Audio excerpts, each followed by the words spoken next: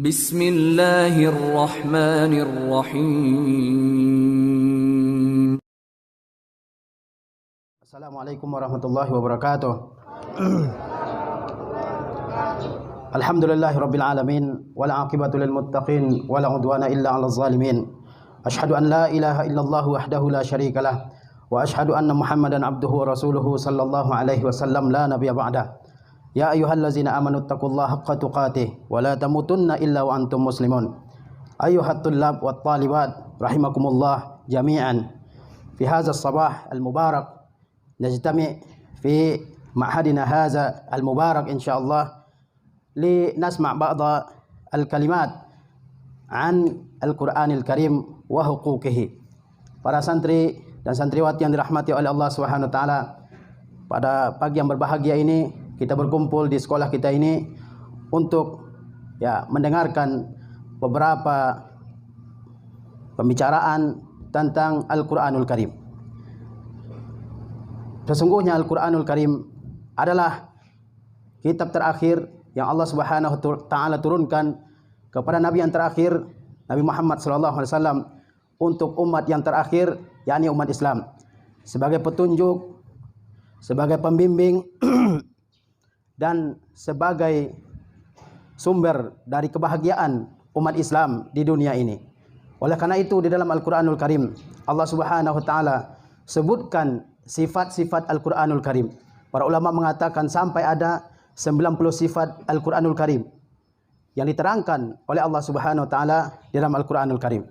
Ini menunjukkan bahwasanya Al-Qur'an itu adalah suatu yang sangat agung, yang sangat mulia, yang sangat berharga di dalam kehidupan kita ini. Di antaranya Allah Subhanahu wa taala menerangkan dalam kitabnya bahwa Al-Qur'an ini adalah nur, adalah cahaya. Cahaya apa fungsinya? Untuk menerangi kehidupan kita ini. Cahaya yang bisa menyinari kehidupan kita ini. Sesungguhnya manusia jika tidak berpedoman, tidak mengikuti Al-Qur'anul Karim, maka mereka berada dalam kegelapan. Maka mereka berada dalam kesesatan yang amat parah, tidak memiliki jalan keluar dari berbagai persoalan yang mereka hadapi. Allah Subhanahu wa taala berfirman, "Wattabi'un nural ladzi unzila ma'ahu." Ikutilah oleh kalian cahaya yang diturunkan kepadanya. Apa yang dimaksud dengan cahaya dalam ayat ini? Yaitu Al-Qur'anul Karim. Allah perintahkan kita semua untuk mengikuti cahaya Al-Qur'anul Karim yang diturunkan kepada nabi kita yang mulia Muhammad sallallahu alaihi wasallam. Dalam ayat ini Allah Subhanahu wa taala berfirman, "Qad ja'akum minallahi nuru kitabum mubin." Sesungguhnya telah datang kepada kalian dari Allah Subhanahu wa taala. Apa yang datang dari Allah Subhanahu wa taala? Nur, cahaya. Lihatlah bagaimana kehidupan masyarakat jahiliyah sebelum diutusnya Rasulullah sallallahu alaihi wasallam. Mereka saling bunuh, mereka saling baku hantam satu dengan yang lain, tidak mengenal kasih sayang. Mereka makan riba, mereka minum khamar, mereka bunuh membunuh. Bahkan karena sebab yang paling sepele sekalipun mereka berperang. Misalnya mereka mengadakan lomba balap onta, kemudian satu ada yang kalah, kemudian merasa dicurangi, kemudian mereka berperang satu dengan yang lain, bunuh-bunuhan, itu berlangsung selama 40 tahun. Tidak ada yang bisa menenangkan, tidak ada yang bisa mendamaikan mereka. Mereka membunuh, yang kuat membunuh yang lemah. Ya, tidak ada persatuan di antara mereka. Tidak ada ketentraman dalam kehidupan mereka. Itulah kehidupan jahiliyah. Tapi begitu Allah Subhanahu wa taala menurunkan Al-Qur'an kepada nabi-Nya yang mulia, dipelajari, diamalkan oleh para sahabat, kehidupan yang tadinya barbar, yang keras, mereka menjadi kehidupan yang penuh dengan kebahagiaan. Allah berfirman, sesungguhnya telah datang kepada kalian dari Allah Subhanahu wa taala cahaya dan kitab yang terang, yang kalau kita mengambil petunjuk dari Al-Qur'anul Karim, maka kehidupan kita ini menjadi kehidupan yang penuh dengan kebahagiaan. Al-Qur'an ini Allah turunkan untuk mengeluarkan kita semua dari kegelapan-kegelapan menuju cahaya. Allah berfirman, "Kitabun anzalnahu ilaika litukhrijan nas minaz zulumati ilan nur." Kitab itu Al-Qur'anul Karim, sesungguhnya kami turunkan ia kepada engkau Muhammad SAW, supaya engkau mengeluarkan manusia dari berbagai macam kegelapan kepada cahaya yang terang benderang. Al-Qur'an juga merupakan obat dari segala penyakit yang ada dalam hati manusia. Dalam hati manusia terdapat berbagai macam penyakit, dendam, benci, iri hati, hasad, benci kepada orang, kemudian tidak menerima kebenaran, menolak kebenaran, berdusta, suka membongkar aib orang lain, dan berbagai macam penyakit-penyakit yang ada dalam hati manusia. Obatnya adalah dengan mempelajari Al-Quranul Karim. Kalau Al-Quran dipelajari dengan sebenar-benarnya, maka Al-Quran bisa menjadi obat bagi hati manusia. Allah berfirman, "Qul huwa lillazina amanu hudaw wa shifa." Katakanlah sesungguhnya Al-Quran itu bagi orang yang beriman merupakan petunjuk dan obat. Ingatlah Allah Subhanahu wa taala tidak menyebutkan obat dalam ayat ini dengan kata dawa. Obat dalam bahasa Arab disebut dengan dawa, jamaknya adwiyah. Tapi Allah Subhanahu wa taala menyebutkan obat dalam Al-Qur'anul Karim, Allah tidak sebutkan dia sebagai obat, tapi Allah sebutkan dengan syifa, artinya kesembuhan. Arti syifa adalah kesembuhan. Kenapa? Karena kalau orang benar-benar berpegang teguh dengan Al-Qur'an ini, maka segala penyakit-penyakit yang ada dalam hatinya, maka penyakit itu akan hilang dan dia akan menjadi seorang muslim yang benar-benar berakhlak dengan akhlak yang mulia. Al-Qur'anul Karim inilah kitab yang tidak dihinggapi oleh kesesatan sama sekali. Tidak bisa dirubah, tidak bisa dipalsukan, tidak bisa ditambah, tidak bisa dikurangi, tidak bisa dirubah satu harakat pun. Kalau ada orang yang mencoba merubah satu harakat Al-Quran, seluruh dunia akan memprotesnya, akan mengoreksinya. Allah berfirman, "La ya'tihil batilu min baini yadayhi wala min khalfihi, tanzilu min hakimin hamid." Al-Quran itu tidak dihinggapi oleh kesesatan sama sekali, baik dari depan maupun dari belakangnya. Ia turun dari Allah Subhanahu wa taala yang Maha bijaksana dan Maha terpuji. Itulah di antara beberapa sifat-sifat Al-Quranul Karim. Al-Quran adalah cahaya, Al-Quran adalah petunjuk, Al-Quran adalah obat. Al-Quran tidak dihinggapi oleh kebatilan, dan ini menunjukkan bahwasanya Al-Quran itu adalah kitab yang sangat mulia dalam kehidupan kita ini. Oleh karena itu, Al-Quran memiliki hak-hak terhadap kita. Al-Quran tidak akan memberikan hidayahnya, petunjuknya dan bimbingannya kepada kita, kecuali kalau hak-hak Al-Quran itu kita tunaikan. Di antara hak Al-Quranul Karim adalah membacanya. Membaca Al-Quranul Karim termasuk haknya yang harus kita tunaikan. Allah Subhanahu wa taala perintahkan kepada kita untuk membaca Al-Quranul Karim. Nabi SAW perintahkan kepada kita semua untuk membaca Al-Quranul Karim. Oleh sebab itu seorang muslim mesti mempunyai wirid, al-wirdul yaumi, wirid harian, di mana pada waktu-waktu itu dia selalu membiasakan dirinya untuk membaca Al-Quranul Karim.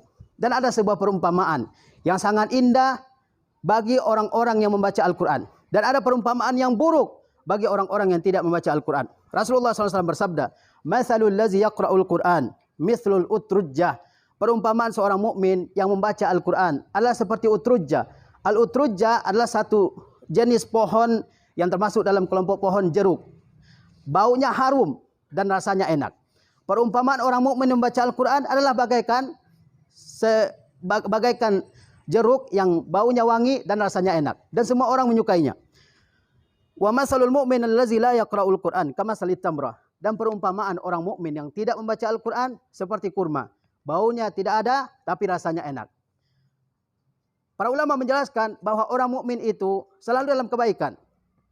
Orang yang membaca Al-Quran maupun orang yang tidak membaca Al-Quran. Akan tetapi orang yang membaca Al-Quran, dia memiliki kelebihan yang jauh lebih besar daripada orang mukmin yang tidak membaca Al-Quranul Karim. Kemudian, wa masalul munafiq allazi yaqra'ul Qur'an kamasalir raihana. Perumpamaan orang mukmin yang membaca Al-Quran seperti raihana. Raihana adalah sejenis tumbuhan. Bagaimana tumbuhan tersebut? Rihuha tayyibun wa ta'muha mur. Baunya wangi. Baunya wangi. Ini mungkin tidak ada negeri kita ya, tanaman seperti ini. Namanya raihana. Bagaimana tumbuhannya? Ciri-cirinya kata Rasulullah SAW, rihuha tayyib. Baunya wangi, semerbak baunya. Tetapi begitu dicoba, wa ta'muha mur, dan rasanya pahit. Itu perumpamaan orang munafik yang baca Al-Quran. Apakah ada orang munafik membaca Al-Quran? Ada. Orang munafik yaitu orang kafir yang menyembunyikan kekafirannya. Dia depan kita pura-pura beriman, tapi hatinya adalah hati orang kafir. Dia mengingkari kebenaran agama Islam ini. Dia mungkin membaca Al-Quran, mungkin dia mempelajari Al-Quran, menghafal sekian surat dari surah-surah Al-Quran, tetapi apa? Dia tidak beriman kepada Al-Quranul Karim. Maka baunya wangi karena dibaca Al-Quranul Karim.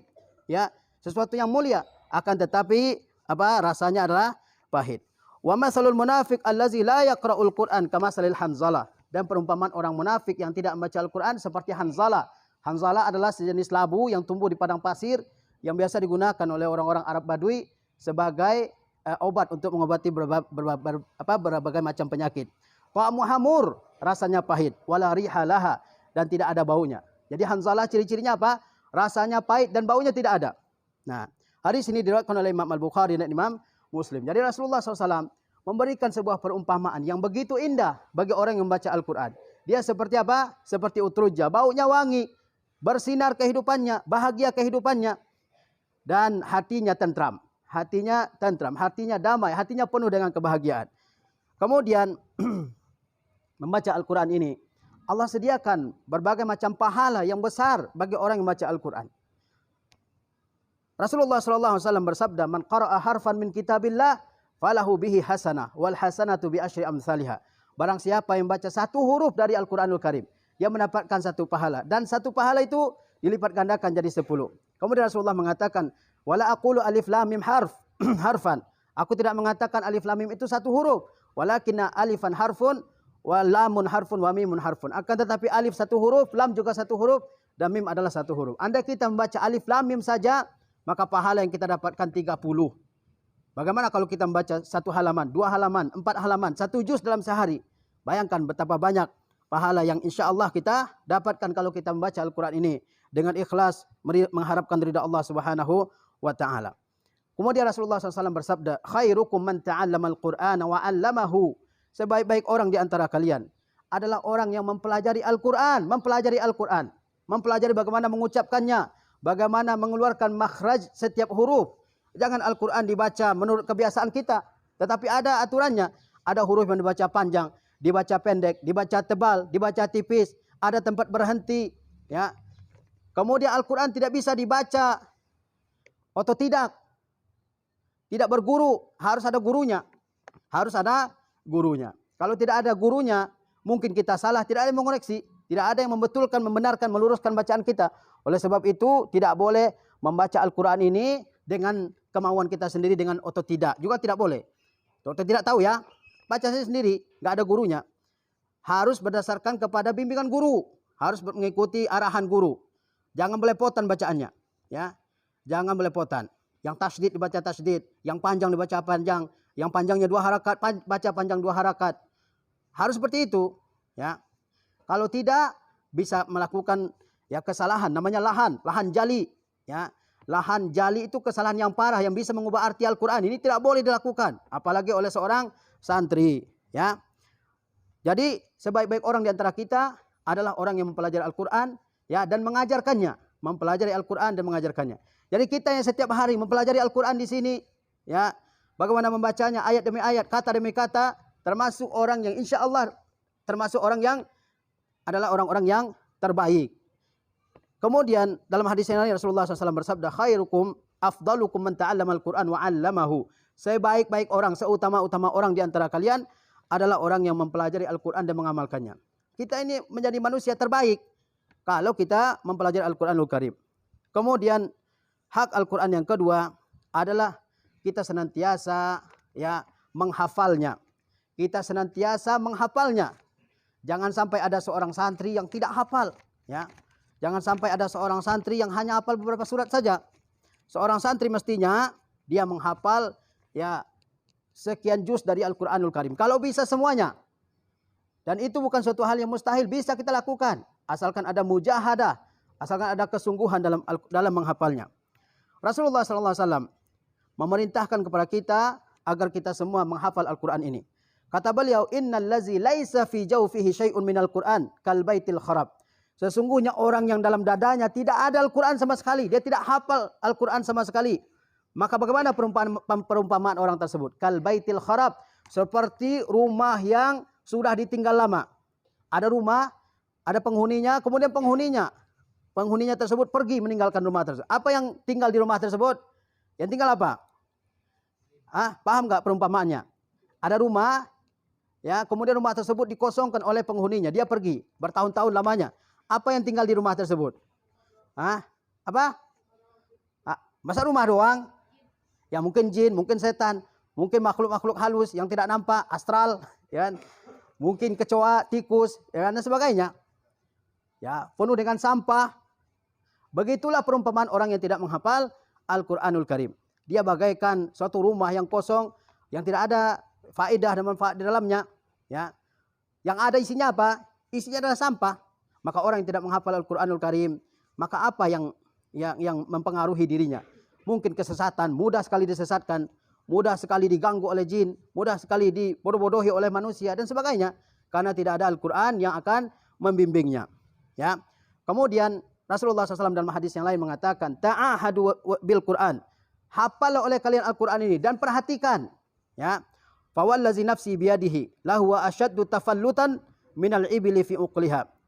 Perhatikan oleh Al-Quran, oleh kalian Al-Quran. Hafal oleh kalian Al-Quran ini.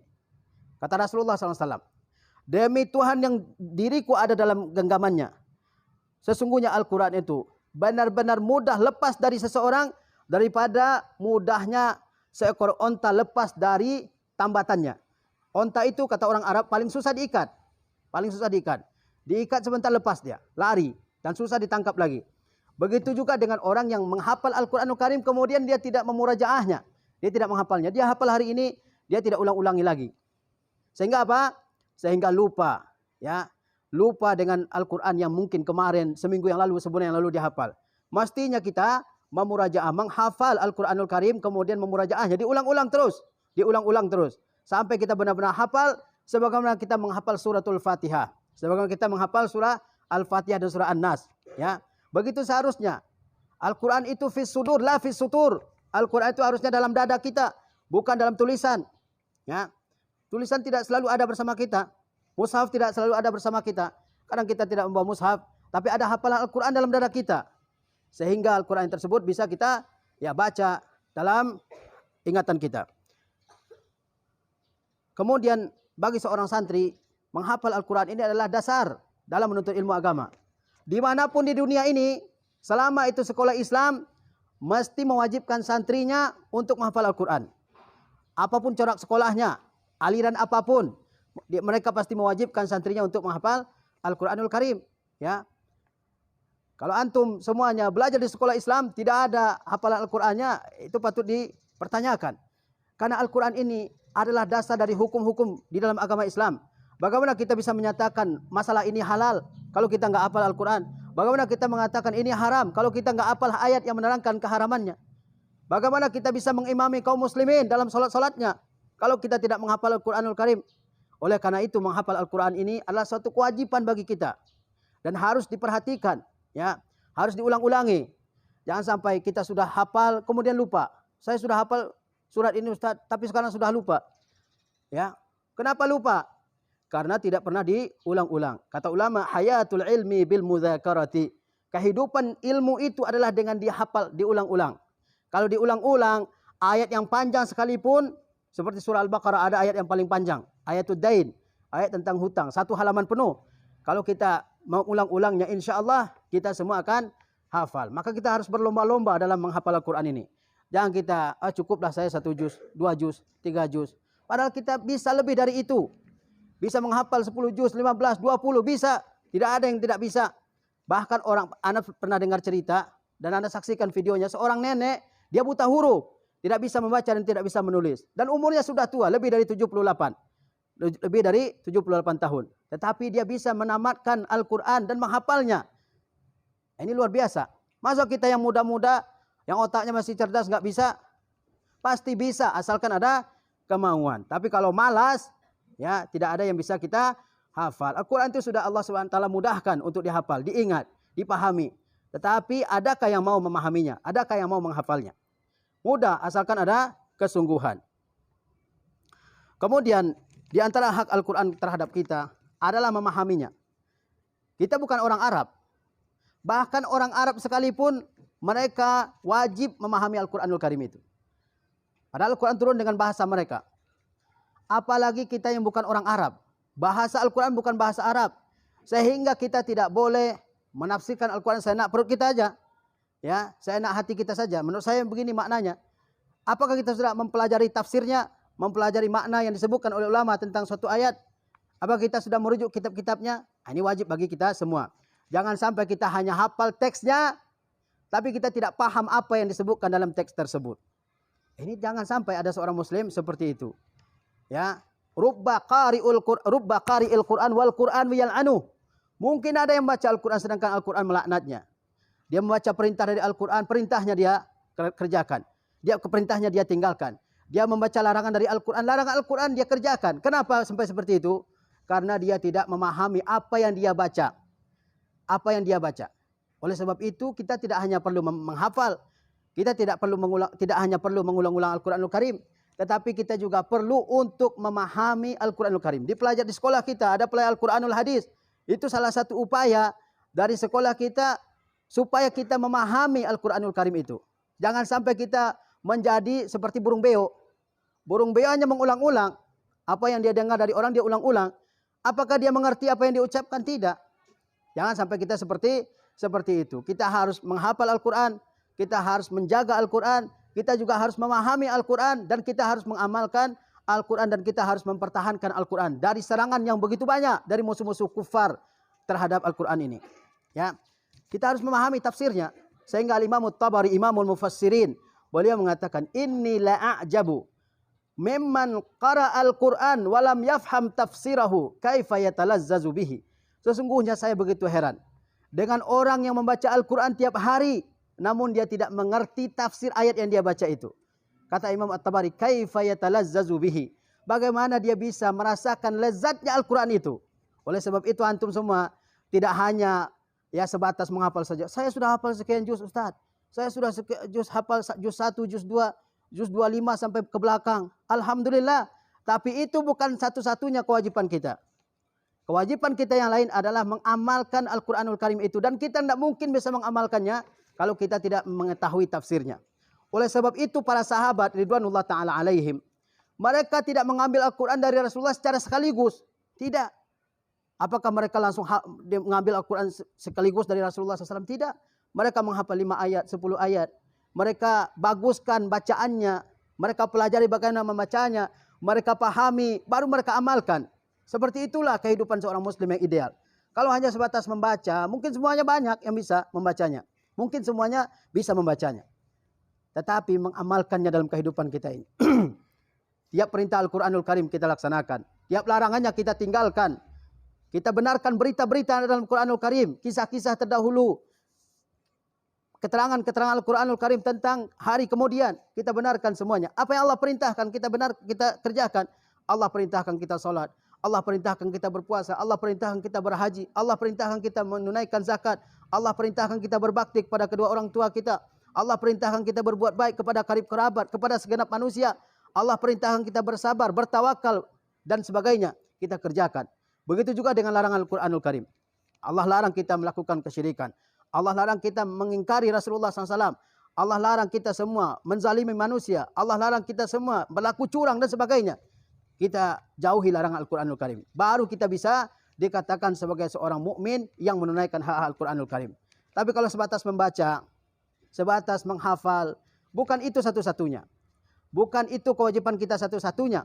Betapa banyak orang yang hafal Al-Quranul Karim, tapi akhlaknya jauh dari Al-Quranul Karim.